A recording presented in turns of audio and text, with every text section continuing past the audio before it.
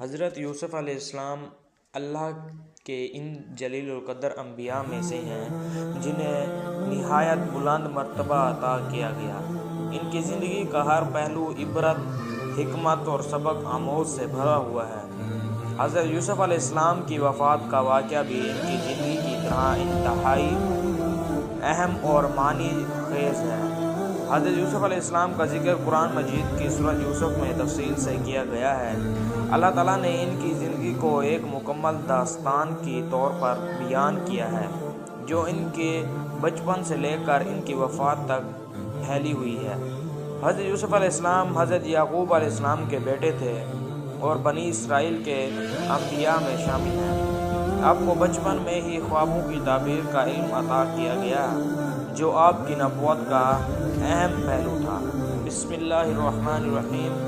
حضرت یوسف علیہ السلام کی وفات کے بارے میں قرآن مجید میں براہ راست کوئی تفصیل نہیں دی گئی، لیکن ان کی دعا سے یہ اندازہ ہوتا ہے کہ وہ اپنی موت کو اللہ کی رضا کے مطابق قبول کرنے کے لیے تیار تھے۔ سورہ یوسف کی یہ آیت ان کے روحانی مقام اور موت کے وقت ان کی دعا کو بیان کرتی ہے۔ ربی قد آتنی من الملک وآمنی من تعویل الحدیث فطر السماوات والارض انت ولی فی الدنیا والآخرہ توفینی مسلما وحقنی بالصالحین۔ سورۃ یوسف آیت نمبر 101۔ ترجمہ: اے میرے رب، تو نے مجھے سلطنت عطا کی اور مجھے خوابوں کی تعبیر سکھائی۔ اے آسمانوں اور زمینوں کے پیدا کرنے والے، تو دنیا اور آخرت میں میرا سرپرست ہے۔ مجھے مسلمان ہونے کی حالت میں وفات دے اور نیک لوگوں کے ساتھ ملا دے۔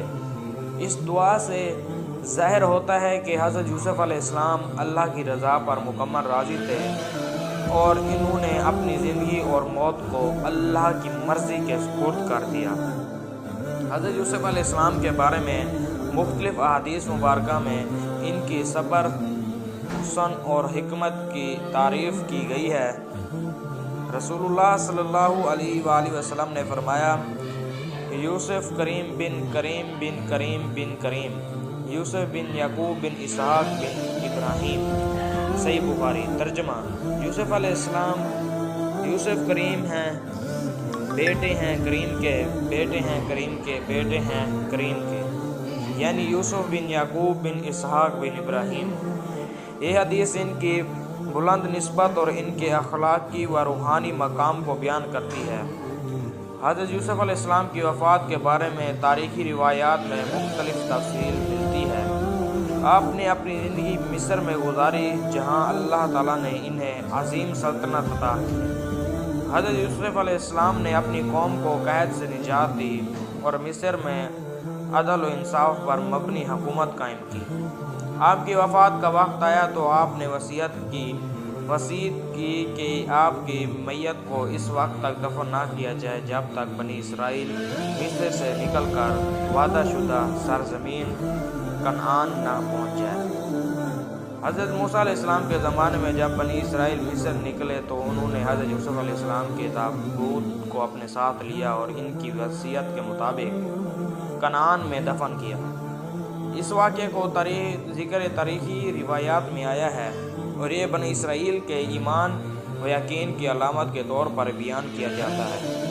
حضرت یوسف علیہ السلام کی دعا سے یہ سیکھا جا سکتا ہے کہ زندگی اور موت دونوں اللہ کے ہاتھ میں ہیں اور ہمیں ہر حال میں اللہ کی رضا پر راضی رہنا چاہیے۔ انہوں نے اپنی وفات کے بعد اپنی قوم کو وصیت کی جو یہ بتاتی ہے کہ مرنے کے بعد بھی انسان کے لیے اپنی ذمہ داریوں کو نبھانے کی فکر ضروری ہے۔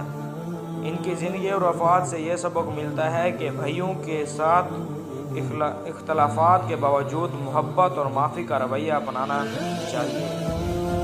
حضرت یوسف علیہ السلام کی وفات کا واقعہ ایک مکمل سبق آموز کہانی ہے جو ایمان، صبر، شکر گزار اور اللہ کی رضا پر یقین کی اہمیت کو بیان کرتی ہے۔ ان کی زندگی اور موت دونوں ہی مسلمانوں کے لیے رہنمائی کا ایک اہم ذریعہ ہے۔ قرآن مجید کی آیات اور احادیث مبارکہ سے ہمیں ان کی شخصیت اور روحانی مقام کا علم ہوتا ہے جو ہمارے ایمان کو مضبوط کرتا ہے اور اور ہمیں نیک اعمال کی ترغیب دیتا ہے۔ آپ سے گزارش ہے کہ آپ میرے چینل کو لائک اور سبسکرائب ضرور کریں۔ شکریہ۔